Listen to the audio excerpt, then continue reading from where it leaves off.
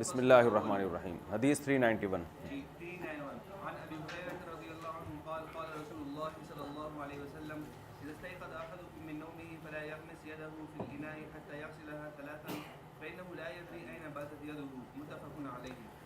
حدیث 391 حضرت ابو ہریرہ رضی اللہ عنہ سے روایت ہے کہ رسول اللہ صلی اللہ علیہ وسلم نے فرمایا جب تم میں سے کوئی شخص نیند سے جاگے تو اپنا ہاتھ برتن میں نہ ڈالے یہاں تک کہ 3 مرتبہ اس ہاتھ کو دھو نہ لے، اس لیے کہ وہ نہیں جانتا کہ اس کے ہاتھ نے رات کہاں گزاری ہے. متفق علیہ. امام احمد ابن حنبل رحمہ اللہ تعالیٰ کے نزدیک صبح اٹھنے کے بعد برتن میں ہاتھ ڈالنا جائز ہی نہیں ہے جب تک کہ اسے 3 دفعہ دھو نہ لیا جائے. اس حدیث کو وہ وجوب پر محمول کرتے ہیں. باقی تینوں فقہا کے نزدیک یہ استحباب پر محمول ہے، تاکید پر معمول ہے، کیونکہ بعض ایک حدیث میں فلا یغمسن بھی ہے، ہرگز ہاتھ نہ ڈالے، تو یہاں ہرگز بھی تاکید کے لیے. وجہ اس کی یہ ہے کہ بھئی نیند جو ہے یا تو یہ حدث اصغر ہے یا حدث اکبر ہے. تو حدث اصغر اگر ہو انسان کو لاحق سچی مچی کا، جیسے پیشاب کوئی کر لیتا ہے، تو بھی برتن میں ہاتھ ڈالنے سے پہلے دھونا لازمی نہیں ہے کیونکہ ہاتھ پاک ہے. اور اگر حدث اکبر ہے تو بھی ضروری نہیں ہے، چلو سے پانی لے سکتے ہیں آپ. تو اس سے پتہ چلتا ہے کہ بھئی دوسری حدیثوں سے نا کہ یہ نہ اگر حدث اصغر ہے تو بھی حدث اکبر تو ویسے بھی نیند نہیں ہے. تو نبی صلی اللہ علیہ وسلم نے یہ حکم دیا نظافت کے قبیل سے اس کا تعلق کہ اس کا اہتمام کرنا چاہیے انسان کو صفائی کا، کہ ہاتھ میں اگرچہ اصل یہ ہے کہ وہ پاک ہے جب تک ناپاک ہونے کی دلیل نہ ہو. تو ہمارے پاس ناپاک ہونے کی دلیل تو نہیں ہے نا، تو یہ پاک ہی سمجھا جائے گا، لیکن نظافت سے اس کا تعلق ہے. اور خاص طور پر اس معاشرے میں جب آپ دیکھیں گے تو اس معاشرے میں ہر جگہ پانی دستیاب نہیں ہوتا تھا. بعض لوگ ڈھیلے سے استنجا کرتے تھے، ڈھیلے سے.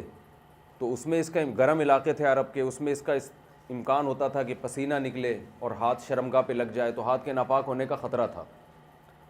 تو اس خطرے میں اس کی اہمیت اور زیادہ بڑھ جاتی ہے. چلیں، ماؤں نے بچوں کو یہ چیزیں سکھانا چھوڑ دی ہیں آج کل. ہماری دادی اللہ مغفرت فرمائے، کیونکہ وہ لوگ دنیاوی علوم تو جانتے نہیں تھے، دین ہی پڑھا تھا انہوں نے، تو اتنا زیادہ ہمارے گھر میں طہارت کا اہتمام ہوتا تھا نا. ہم کبھی کوئی بچہ یا کوئی بھی بڑا سوال ہی پیدا نہیں ہوتا تھا کہ کسی بالٹی میں ہاتھ ڈال دے جب تک دھو نہ لے. تو اب یہ چیزیں ختم ہو گئی ہیں. چلیں، گاؤں دیہاتوں میں ہوتا ہے، یہاں نہیں ہوتا. وعنه رضي الله عنه قال قال رسول الله صلى الله عليه وسلم إذا استيقظ أحدكم من منامه فتوضأ فليستنفر ثلاثا فإن الشيطان يبيت على خيشومه متفق عليه. حضرت ابو ہریرہ سے روایت ہے رسول اللہ صلی اللہ علیہ وسلم نے فرمایا جب تم میں سے کوئی شخص نیند سے جاگے اور وضو کرے تو وہ اپنی ناک کو 3 مرتبہ چھڑکے، دھوئے، یعنی ناک کو 3 دفعہ صاف کرے. فلیستن کا معنی اچھی طرح جھاڑے اس کو، تاکہ اس کے اندر جو کھرن ورن جمی ہوئی ہے نکل آئے. اس لیے کہ شیطان اس کے خیشومہ میں رات گزارتا ہے. خیشومہ کہتے ہیں ناک کا جو نرم حصہ ہے نا اس کے اوپر، تو یہاں جہاں رطوبات جمع ہوتی ہیں تو اس میں شیطان رات کو گزارتا ہے. اب اس حدیث کا حقیقی معنی تو اللہ ہی جانے، کہ تو ظاہر ہے یہ کنایات ہوتے ہیں جس کا مفہوم محدثین بیان کرتے ہیں. بعض تو کہتے ہیں کہ شیطان رات گزارتا ہے وہاں پہ تو اس کے اثرات کو ختم کرنے کے لیے. بعض کہتے ہیں یہ تعبیر ہے کہ جب رات کو انسان سوتا ہے نا تو یہ ساری رطوبات ناک میں جمع ہو جاتی ہیں. تبھی دیکھو لوگ کیسے خراٹے لے رہے ہوتے ہیں، تو ناک میں وہ ساری رطوبات جمع ہو جاتی ہیں جس سے دماغ انسان کا خراب ہوتا ہے. تو صبح اٹھنے کے بعد اس کو ناک کو اچھی طرح سے صاف کر دینا چاہیے تاکہ وہ سارے شیطانی اثرات جو اس ناک کی کھرن کی وجہ سے دماغ میں پہنچے ہوئے ہیں وہ سارے نکل جائیں. چلیں، حدیث میں ہر وہ چیز جو انسان کے لیے نقصان دہ ہے اس کو شیطانی عمل سے ہی تعبیر کیا گیا ہے. جیسے احتلام حدیث میں آتا ہے شیطان کے اثر سے، حالانکہ احتلام تو ایک نیچرل ہے نا، ایک نیچرل چیز ہے نا. تو ضروری نہیں ہے کہ جو نیچر کے مطابق کام ہو رہا ہے وہ بھی، یعنی شیطان کا ہر کام نیچر کے خلاف ہو. حدیث کا جو مفہوم سمجھتے ہیں نا، جو مزاج، ہر ایسے کام کو جس سے انسان کو تکلیف ہوتی ہے اس کو شیطان کا اثر کہا گیا ہے. سمجھتے ہو؟ تو اس میں یہ جادو ٹونے والے ان حدیثوں کا غلط مطلب نکالتے ہیں اور احتلام کا علاج کرتے ہیں روحانی. کہتے ہیں یہ شیطان کی وجہ سے ہوتا ہے تو لہذا روحانی علاج ہوگا. یہ اس کا روحانی علاج نہیں ہے. اس کا اول تو علاج کی ضرورت نہیں ہے, تو نیچرل ہے, اور اگر بہت زیادہ ہو رہا تو جسمانی علاج کافی ہے. روحانی کے چکروں میں نہیں پڑیں آپ. جی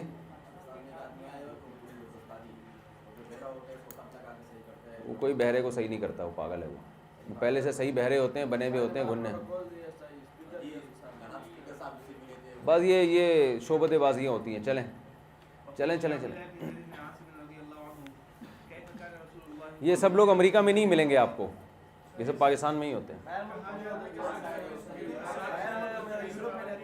ہاں تو یہ امریکہ میں نہیں جائے گا, وہاں گورے پکڑ لیں گے, سمجھ جائیں گے یہ کیا الو بنا رہا ہے کس طرح سے لوگوں کو. یہ سب دکانیں یہیں بکتی ہیں, یہ چورن یہیں بکتے ہیں.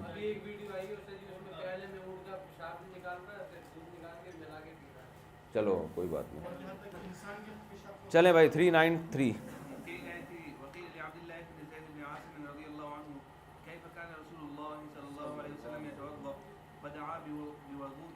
وضو کے پانی کو کہتے ہیں, اور وضو کو کہتے ہیں.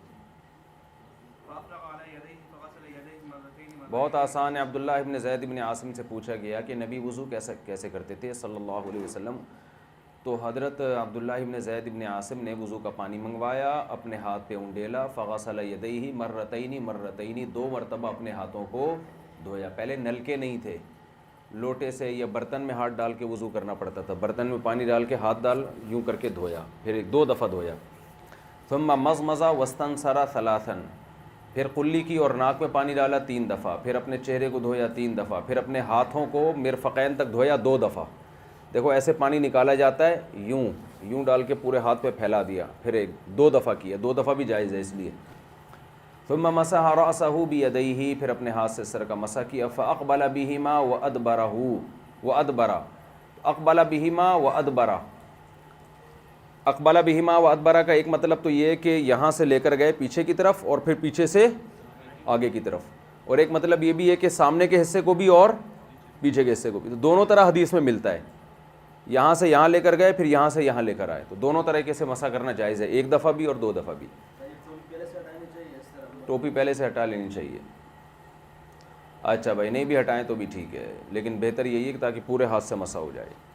اچھا وہی بدأ بمقدم راسه ثم ذهب بهما الى قفاه, سامنے کے سر سے شروع کیا اور پھر گدی کی طرف لے گئے. ثم ردهما, پھر واپس اپنے ہاتھوں کو لے کر آئے. حتى رجع الى المكان الذي بدأ منه, وہاں تک لائے جہاں سے مسح شروع کیا تھا. ثم غسل رجليه, پھر اپنے دونوں پاؤں کو دھویا. تو اس میں 2 کا ذکر ہے. حدیث میں تینوں طرح سے وضو, 1 دفعہ بھی 2 دفعہ بھی اور 3 دفعہ بھی. 3 دفعہ افضل ہے, سنت مؤکدہ 3 دفعہ یہ جو آپ کا عام معمول تھا. ویسے بھی 1 یا 2 دفعہ میں پورا اطمینان بھی نہیں ہوتا کہ خشک جگہ رہ گئی ہو. 394 حدیث نمبر. وفي المتفق عليه قيل لعبد الله بن زيد بن عاصم رضي الله عنه توضأ لنا وضوء رسول الله صلى الله عليه وسلم فدعا بإناء فأكفأ منه على يديه فغسلهما 3 ثم أدخل يده فاستخرجهما فمضمض واستنشق من كف واحد. ہاں یہ حدیث ہے فمضمض واستنشق من كف واحد, 1 دفعہ میں قلی بھی کی اور اسی سے ناک میں پانی بھی ڈالا. تو نبی صلی اللہ علیہ وسلم سے یہ بھی ثابت ہے, چلو میں پانی لیا قلی کے لیے, آدھے پانی سے کلی اور یعنی یوں منہ میں لے کے یہیں سے ناک میں بھی لے گئے, تو یہ بھی حدیث سے ثابت ہے. ٹھیک ہے نا, دونوں طریقے جائز ہیں. افضل تو یہی ہے کہ الگ الگ چلو لے, جو کہ عام طریقہ ہے, اس میں پانی بھی زیادہ استعمال ہوتا ہے, صفائی زیادہ ہوتی ہے, لیکن اس طرح بھی جائز ہے. چلیں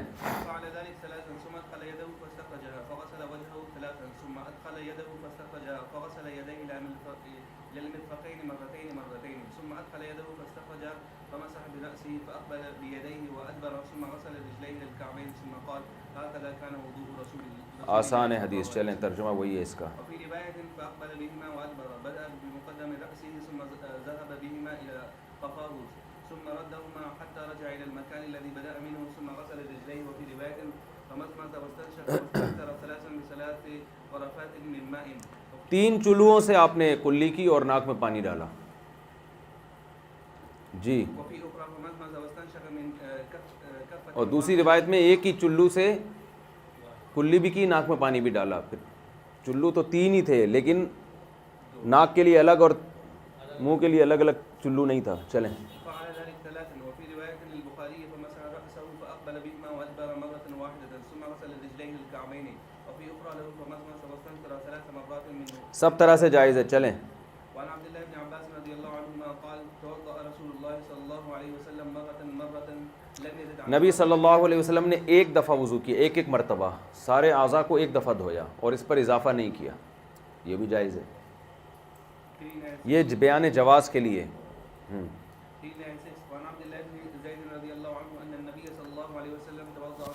دو دفعہ کیا بخاری میں, یہ بھی ہے, تو یہ بھی جائز ہے.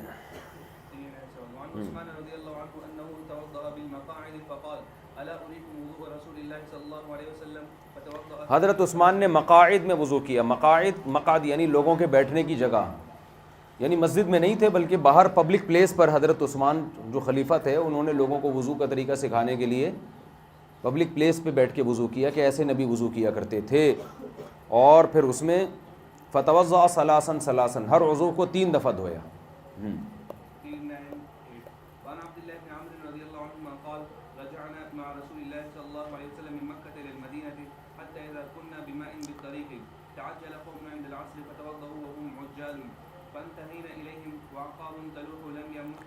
عبداللہ ابن عمرو رضی اللہ عنہ سے روایت ہے کہ ہم نبی صلی اللہ علیہ وسلم کے ساتھ مکہ سے مدینہ کی طرف جا رہے تھے. ہم جب راستے میں کوئی پانی کا مقام آیا تو لوگوں نے عصر کے وقت جلدی کی اور فتوضؤوا وهم عجال, انہوں نے جلدی کی اور انہوں نے وضو کیا اور بہت جلدی میں تھے وہ. فانتہینا الیہم, ان کے پاس ہم آئے تو دیکھا اعقابهم تلوح, ان کی ایڑیاں چمک رہی تھیں. لم یمسها الماء, ان ایڑیوں میں پانی نہیں پہنچا تھا. تو آپ صلی اللہ علیہ وسلم نے فرمایا ویل للاعقاب من النار, تباہی ہے ایڑیوں کے لیے جہنم کی آگ سے. اسبغ الوضو, وضو کو مکمل کیا کرو, اس لیے ایک بال کے برابر جگہ بھی خشک رہ گئی تو وضو نہیں ہوگا. چلیں.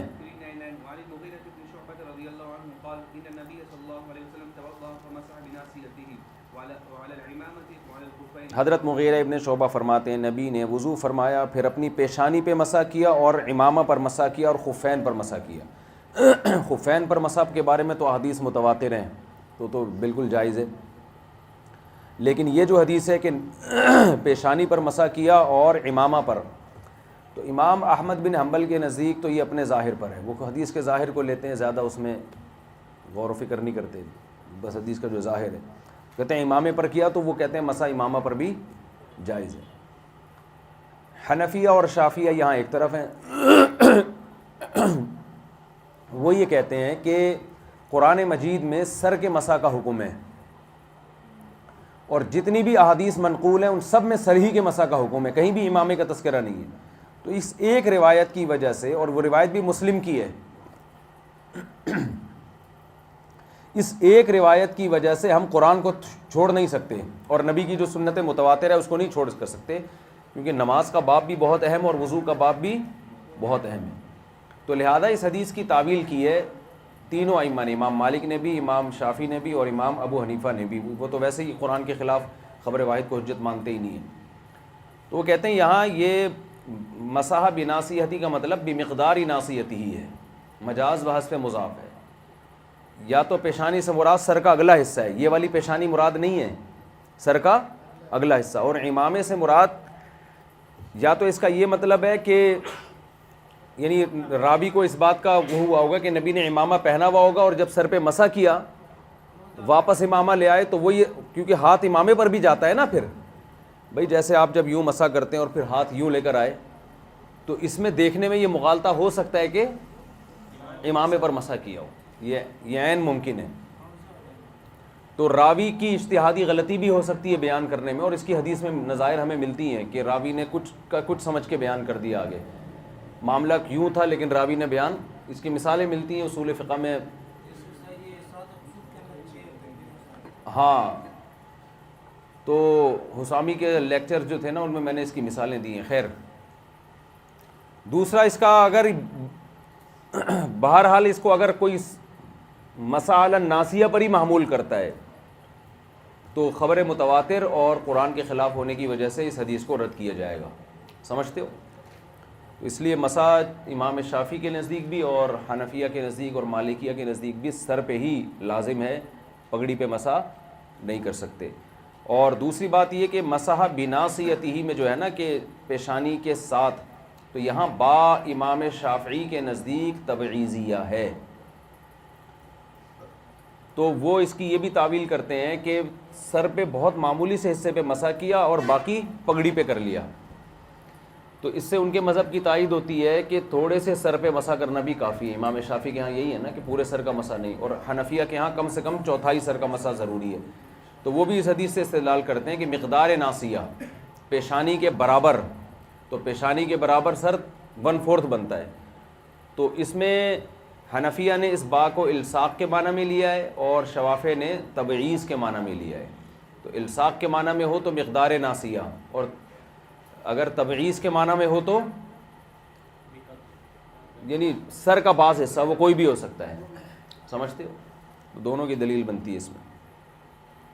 چلیں، وعن عائشة رضی اللہ باقی حنفیہ نے جو چوتھائی سر کا کہا ہے نا، اس کی ایک بڑی وجہ یہ بھی ہے کہ قرآن نے جب سر کے مسح کا حکم دیا، وَامْسَحُوا بِرُؤُوسِكُمْ، سروں کے ساتھ مسح کرو، تو یہاں بھی بات تبعیض کے لیے، تو قرآن نے اس کو مجمل رکھا ہے، اور مجمل کا بیان اگر حدیث ضعیف سے بھی آئے نا تو اپنی طرف سے تفسیر کرنے سے بہتر ہے کہ حدیث ضعیف بھی اس کے لیے مبین بن سکتی ہے، تو یہ تو پھر بھی حدیث صحیح ہے، تو یہاں اس حدیث میں جو ناصیہ کا مقدار اس کو ہم معیار بنائیں، یہ زیادہ بہتر ہے اس سے کہ ہم 1/4 سر سے کم کو معیار بنا دیں۔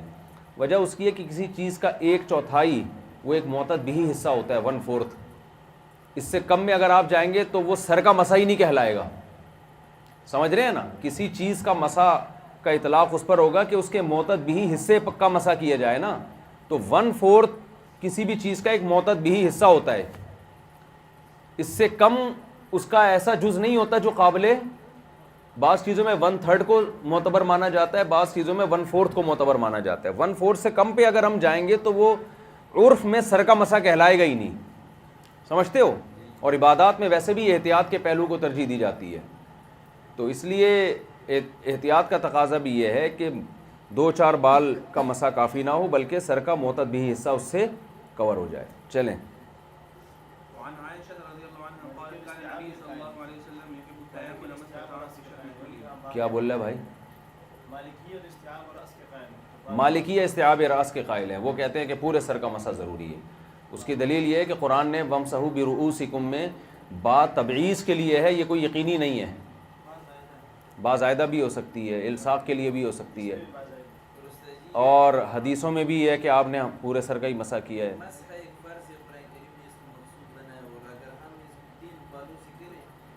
نہیں، امام شافعی کا جو مذہب ہے نا وہ 3 بال نہیں ہے، امام شافعی کا مذہب یہ کہ اتنا حصہ جس کو مسح کہا جا سکے، یہ جو ہم نے کہا ہے نا 1 بال بھی ہو جائے 3 بال بھی ہو جائے، ایسا نہیں ہے، اصل جو ان کا مسلک ہے کہ اتنا کہ جس کو بے شک تھوڑی سی مقدار ہو لیکن یہ کہا جا سکے کہ سر کا مسح ہوا ہے، تو ہم یہی کہتے ہیں نا، اسی پر اشکال ہوتا ہے کہ 1/4 سے بھی کم اگر کوئی مسح کرتا ہے تو عرف میں اس کو وہ تو ویسے ہی ہو جاتا ہے، ٹھیک ہے نا؟ چلیں، بہرحال جی سب کے اوپنے دلائل ہیں، لیکن اس پر سب کا اتفاق ہے کہ سنت مؤکدہ یہی ہے کہ پورے سر کا مسح کیا جائے، سنت مؤکدہ۔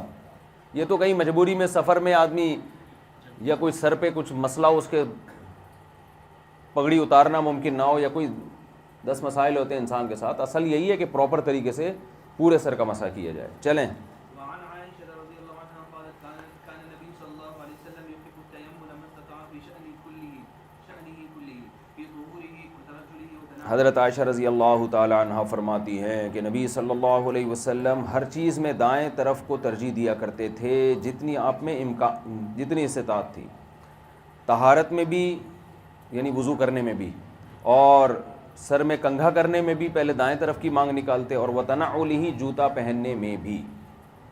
لیکن ان چیزوں میں مستطاع کا لفظ بتا رہا ہے کہ جہاں استطاعت ہو وہاں ہے، جہاں استطاعت نہ ہو، کیا مطلب؟ کوئی جلدی ہو، کوئی ٹرین نکلنے کا خطرہ ہے، ٹرین چل پڑی اور آپ کو دایاں جوتا مل نہیں رہا اور بایاں پہن نہیں رہے آپ، کہ پہلے دایاں پہنوں گا پھر بایاں پہنوں گا، تو یہ غلط ہو جائے گا۔ بھائی جو ملے پہنو، بھاگو، بھلے جوتا چھوڑ ہی دو، ٹھیک ہے نا؟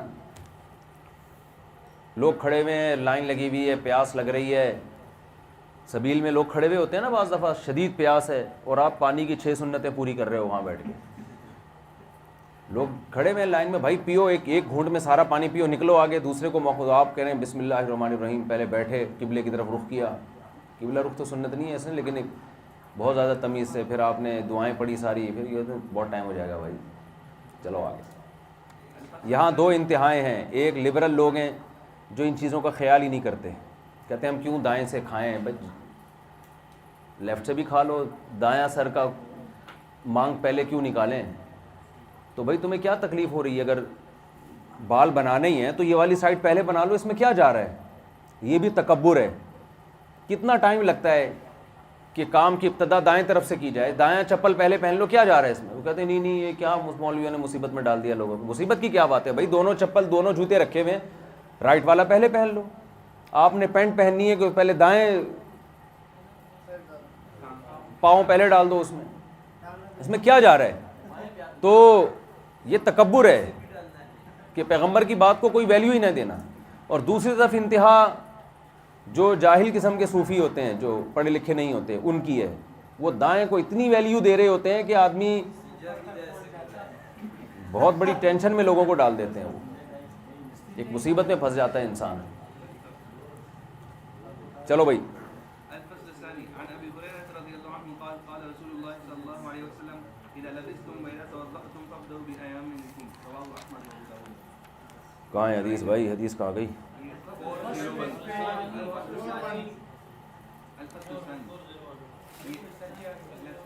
حدیث نمبر 401، صفحہ ہی الٹ گیا. ہاں، نبی صلی اللہ علیہ وسلم نے فرمایا جب تم لباس پہنو اور وضو کرو تو دائیں طرف سے شروع کیا کرو. آپ صلی اللہ علیہ وسلم کھانے پینے میں بھی دائیں لوگوں کو ترجیح دیا کرتے تھے. کوئی چیز بچ جاتی تو جو اس دائیں طرف ہوتا اس کو پہلے پلاتے. چلو بھائی، حدیث میں آتا ہے صف میں بھی جب دونوں طرف کی صفیں برابر ہو نا تو دائیں طرف کھڑے ہونا زیادہ فضیلت رکھتا ہے. وعن سعيد بن زيد رضي الله عنه قال قال رسول الله صلى الله عليه وسلم لا وضوء لمن لم يذكر اسم الله عليه. حضرت سعید ابن زید فرماتے ہیں نبی نے فرمایا جو اللہ کا نام نہیں لیتا وضو سے پہلے، اس کا وضو نہیں ہے. تو یہ کمال نفی پر محمول ہے کہ وضو کا پورا ثواب نہیں ملتا، جیسے کہ آخر میں ایک روایت آ بھی رہی ہے، اس لیے وضو سے پہلے بسم اللہ پڑھنی چاہیے. چلیں. 404 والدارمي وعن ابي سعيد الخدري رضي الله عنه عن ابيه وزادوا في اوله لا صلاه لمن لا وضوء له. جی، لقیط ابن صبورہ رضی اللہ عنہ فرماتے ہیں، وعن لقيط بن یہ صبرہ ہے، صبرہ ہے، ہم نے تو صبورہ پڑھا تھا. چلو صبیرہ، لقیط ابن صبیرہ. قال قلت يا رسول الله اخبرني عن الوضوء قال اسبغ الوضوء وخلل بين الاصابع وبالغ في الاستنشاق فی الاستنشاق. یار عبارت تو صحیح پڑھا کرو نا، ابھی تک آپ وہ بالغ فی الاستنشاق ہوگا، فی الاستنشاق. چلیں، حمزہ وصلیہ ہے نا. الا ان تكون صائما. حضرت لقیط ابن صبیرہ رضی اللہ عنہ سے روایت ہے کہ رسول اللہ صلی اللہ علیہ وسلم سے میں نے پوچھا کہ آپ مجھے وضو کا بتائیں، تو آپ نے فرمایا وضو کو مکمل کیا کرو، اپنی انگلیوں کے درمیان خلال کیا کرو. ایسے خلال ہوتا ہے، اس طرح تبلیغ والے یوں کر رہے ہوتے ہیں، دیکھا ہوگا نا آپ نے، اتنا بس یوں کافی ہے، ایسے خلال. اور استنشاق میں مبالغہ کرو، یعنی ناک میں پانی ڈالنے میں مبالغے کا مطلب یہ نہیں کہ دماغ تک جو وہمی لوگ چڑھا دیتے ہیں، یعنی صرف اتنا سونگنا کافی نہیں ہے، ناک کے نرم حصے تک اس پانی کو پہنچاؤ.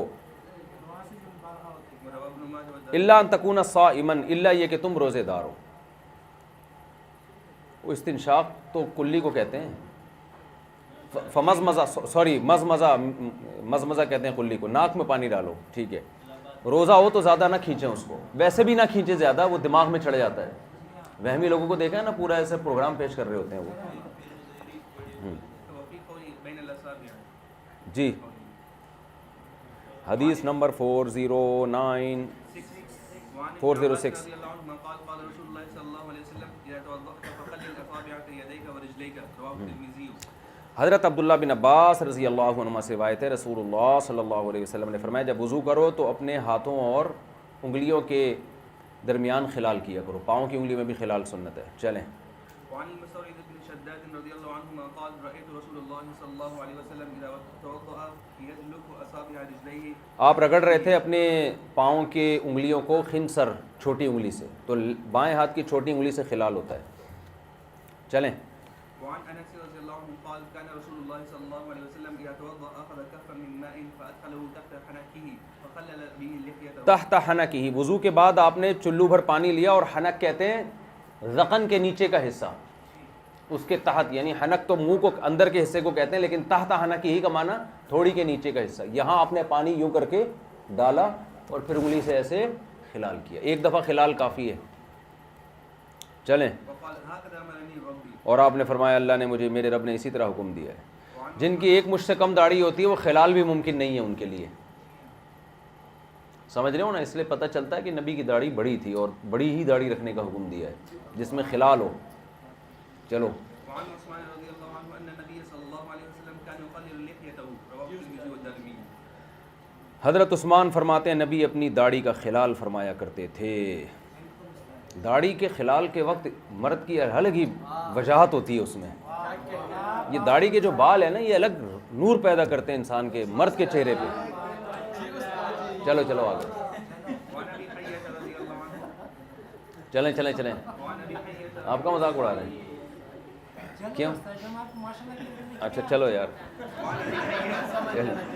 چلیں چلیں چلیں. قال رأيت عليا توضأ فغسل كفيه حتى أنقاهما ثم مزمز ثلاثا واستنشق ثلاثا وغسل وجهه ثلاثا وذراعيه ثلاثا ومسح برأسه مرة ثم غسل قدميه الكعبين ثم قام فأخذ فضل طهوره فشربه وهو قائم ثم قال أحببت أن أريكم كيف كان طهور رسول الله صلى الله ان عليه وسلم. اریکم ان اریکم. أن أريكم. ابو حیا فرماتے ہیں کہ میں نے حضرت علی کو دیکھا کہ آپ نے وضو کیا، فغسل کفیہ حتی انقاہما، آپ نے اپنے دونوں ہاتھوں کو دھویا یہاں تک کہ اچھی طرح صاف کیا. صرف پانی نہیں بہایا بلکہ اچھی طرح سے ان سے میل کچیل کو ایسے کر کے نا، جیسے صاف نہیں کر رہے ہوتے، اس طرح آپ نے صاف کیا. ثم مضمض ثلاثا واستنشق ثلاثا، 3 دفعہ کلی کی، 3 دفعہ ناک میں پانی ڈالا اور 3 دفعہ چہرہ دھویا، 3 دفعہ اپنے بازو اور 1 دفعہ مسح کیا، پھر اپنے پاؤں کو دھویا کعبین ٹخنوں تک. پھر آپ کھڑے ہوئے اور جو وضو کا بچا ہوا پانی تھا وہ آپ نے پیا کھڑے ہونے کی حالت میں، اور فرمایا میں نے یہ چاہا کہ میں تمہیں بتاؤں کہ نبی صلی اللہ علیہ وسلم کیسے وضو کیا کرتے تھے. تو کھڑے ہو کر پانی کیوں پیا اور بچا ہوا وضو کا پانی کیوں پیا؟ یہ کوئی سنت عمل نہیں ہے وضو کا بچا ہوا پانی پینا، اور کھڑے ہو کر پانی پینا بھی سنت نہیں ہے. نبی صلی اللہ علیہ وسلم نے منع کیا ہے. حدیث میں آتا ہے نہا رسول اللہ صلی اللہ علیہ وسلم عن الاکل والشرب قائما، آپ صلی اللہ علیہ وسلم نے کھڑے ہو کر کھانے پینے سے منع کیا. دوسرے اس کے مقابلے میں حدیث عبداللہ بن عمر کی، وہ فرماتے ہیں ہم نبی کے دور میں کھڑے ہو کر کھایا پیا کرتے تھے، بلکہ ہم چلتے ہوئے کھا لیا کرتے تھے. تو دونوں حدیثوں میں تطبیق ایسے ہوگی کہ کچھ چیزیں ایسی ہیں جو ایک ہوتا ہے پراپر کھانا، وہ تو چلتے پھرتے کھانا بے ادبی ہے. وہ جو ہے نا، جیسے ایک ہوتا ہے آدمی چلغوزے کھا رہا ہے، کھجوریں کھا رہا ہے، وہ تو سفر کے دوران بھی کھا سکتا ہے، نیم کو کھا رہا ہے. تو کھانا پراپر طریقے سے وہ بیٹھ کر کھانا ہی سنت ہے، ہمیشہ نبی نے بیٹھ کے کھایا ہے. اور وہ جو نہا عن الاکل والشرب قائما وہ اسی پر معمول ہے.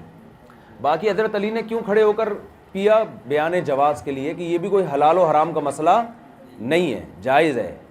وہ آداب ہیں جو نبی نے سکھائے ہیں کہ بیٹھ کے کھانا پینا چاہیے. تو ادب کو ادب ہی کے حد تک رہنے دینا چاہیے. رہا وضو کا بچا ہوا پانی، تو یہ اتفاق سے بھی ہو سکتا ہے آپ کو پیاس لگ رہی ہوگی تو آپ نے کہا چلو بھائی یہ والا پانی پی لو. راوی تو ہر چیز بیان کر دے گا نا، اب وہ اتفاق سے. اور یہ بھی ہو سکتا ہے کہ برکت کی نیت سے پیا ہو، کہ بھائی جس پانی سے وضو کیا ہے اس پانی سے ایک عبادت کا عمل ہوا ہے تو اس پانی میں بہرحال برکت ہے، تو تبرکاً وہ پانی پی لو، تو یہ بھی ٹھیک. ہاں پانی مستعمل ہو گیا، لوگ برا نہ سمجھیں، تو مستعمل تو ہوا نہیں ہے نا، مستعمل تو وہ پانی ہے جو آپ کے چلو ضائع ہونے سے بچا رہے. چلو بھائی وعن ابي خير قال نحن جلوس ننظر الى علي حين آئندہ اس کی جب شرح لکھی جائے تو اس میں ایک لفظ بڑھا دیں ضائع ہونے سے بچانے میں، اور ان کا نام لکھ دیں کہ انہوں نے کہا ہے یہ. چلیں. وعن ابي خير قال نحن جلوس ننظر الى علي حين توضا فادخل يده اليمنى فملأ فمه فمضمض واستنشق ونثر يده اليسرى فعل هذا 3 مرات ثم قال من سره ان ينظر الى طهور رسول الله صلى الله عليه وسلم فهذا طهوره رواه الدارمي. حضرت عبد خیر فرماتے ہیں کہ ہم بیٹھے ہوئے تھے، ہم حضرت علی کو دیکھ رہے تھے، حضرت علی کے خاص شاگردوں میں سے ہیں. کہ کیسے وہ وضو کرتے. دیکھو تابعین کا جو علم تھا نا وہ روایت پر مبنی نہیں مشاہدے پر مبنی تھا, اس لیے تابعین کے علم کو بعد والوں پر ترجیح دی جاتی ہے. تو مجتہدین یہ تابعین تھے, تبع تابعین تھے, ان کا علم مشاہدے پر مبنی ہے. بیان کرنے میں انسان سے غلطی ہو سکتی ہے, دیکھنے میں غلطی نہیں ہوتی. تو کیسے صحابہ کو اپنی آنکھوں سے دیکھ کے بیان کر رہے ہیں؟ کہتے ہیں ہم نے دیکھا, ہم حضرت علی کو دیکھ رہے تھے یہ وضو کیسے کرتے ہیں. ہاں, فادخل یدہ الیمنی فملأ فمہ, آپ نے دائیں ہاتھ ڈالا پانی میں اور منہ بھر کے قلی کیا آپ نے. فمضمض واستنشق, ناک میں پانی ڈالا. ونثر بیدہ الیسری, اور ناک کو بائیں ہاتھ سے پھر صاف کیا, جھڑکا. سمجھتے ہو؟ فعل هذا 3 مرات ثم قال من سرہ ان ينظر الى طہور رسول اللہ صلی اللہ علیہ وسلم فهذا طہورہ, جو چاہتا ہے کہ نبی کے وضو کے طریقے کو دیکھو تو یہ طریقہ ہے. یہ پورا بھی نہیں بیان کیا, مختصر. چلیں. وعن عبد الله بن زيد رضي الله عنه قال رأيت رسول الله صلى الله عليه وسلم مزمن واستنشق من كف واحد فعل ذلك 3. جی ہاں وہی حدیث ہے. چلیں. وعن ابن عباس ان النبي صلى الله عليه وسلم مسح برأسه وأذنيه. دیکھو یہود و نصارہ کے پاس وضو کا طریقہ محفوظ نہیں ہے, ہمارے پاس کتنی سندیں ہیں, کتنی سندیں, ہر سند دوسری حدیث سے مختلف ہے کہ اس طرح وضو کیا, اس طرح وضو کیا, اس طرح وضو کیا, اور سب مشترک ہے, ایک ہی بات سب میں, ایک ہی طریقہ بیان ہو رہا ہے. تو اسلام پر عمل کوئی کرے گا نا تو علی وجہ البصیرہ کرے گا, واقعی بھائی یہی طریقہ ہے. یہود و نصارہ کے پاس نہیں پتا کہ کیسے وضو کیا تھا, ان کو کچھ بھی نہیں پتا بیچاروں. چلیں. وعن ابن عباس رضي الله عنه ان النبي صلى الله عليه وسلم مسح برأسه وأذنيه باطنهما بالسباحتين. بلکہ 1400 سال پہلے کی کوئی شخصیت ایسی نہیں ہے جس کی کیفیات کو, جس کی تاریخ کو اس طرح سے محفوظ کیا گیا ہو, کوئی ہے ہی نہیں دنیا میں. حضرت عبداللہ بن عباس فرماتے ہیں نبی صلی اللہ علیہ وسلم نے سر کا مسح کیا اور اپنے دونوں کانوں کے اندر کا مسح اپنے شہادت کی انگلی سے کیا, اور کانوں کے باہر کا حصہ انگوٹھے سے کیا. کانوں کا باہر یہ ہوتا ہے نا, تو اس طرح سے یوں. بچپن میں بڑا مزہ آتا تھا, یہ کانوں میں جو راستے ہیں نا ان سے ہم پورا گاڑی کی طرح یہ انگلیاں چلاتے تھے یوں کر کے, آخر میں انڈا موڑ پہنچے یہاں پہ. چلو. وعن ربيع بن معاوية رضي الله عنهما أنها رأت النبي صلى الله عليه وسلم يتوضأ قالت فمسح رأسه ما أقبل ربیع بنت معوذ. اچھا کمال کی بات یہ کہ احادیث میں جتنی راوی خواتین ہیں ان میں ایک بھی ضعیف نہیں ہے. کوئی ایک خاتون بھی حدیث میں ایسی نہیں ہے جو حدیث میں جو جتنی بھی بات میں, چلو صحابیات تو صحابیات تھیں, تابعی تبع تابعی, کوئی بھی حدیث میں جب کسی مرد کا تذکرہ آتا ہے نا روات میں تو اس کی بحث ہوتی ہے یہ ثقہ تھے, عادل تھے, حافظہ کمزور تھا, حافظہ قوی تھا, مدلس تھے. لیکن جہاں کہیں عورت کی بات آئے گی نا تو وہ تمام عورتیں ثقہ ہیں. کمال کی بات, یہ اتفاق ہے.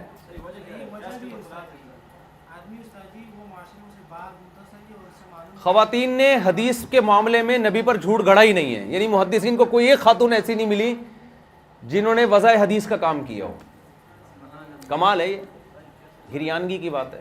چلو آگے. أنها رأت النبي صلى الله عليه وسلم يتوضأ قالت فمسح رأسه. اس سے یہ بھی الزام کی نفی ہوتی ہے جو غیر مسلم لگاتے ہیں تمہارے یہاں معاشرے میں عورتوں کے کو پیچھے رکھا گیا ہے. بھائی انصاف سے کام لیا گیا ہے. محدثین کو عورتوں میں کوئی ضعیف خاتون نہیں ملی حدیث بیان کرنے میں جو کامل الضبط نہ ہو یا عادل نہ ہو, تو تمام عورتوں کو ثقہ قرار دے دیا اس میں. اگر مسلمانوں میں عورتوں کے ساتھ امتیازی سلوک ہوتا تو مردوں میں تو کذاب اور دجال کے تانے بھی ملیں گے آپ کو, بڑے بڑے محدثین پر ملیں گے. کسی نے کہا کہ وہ محمد ابن اسحاق کے بارے میں کیا کہا ہے, اتنا مشہور راوی ہے. امام مالک کہتے ہیں مجھے حجر اسود اور بیت اللہ کے سامنے کھڑا کر کے کہا جانا, یہ میں کہوں گا وہ دجال تھا, یہ کذاب تھا.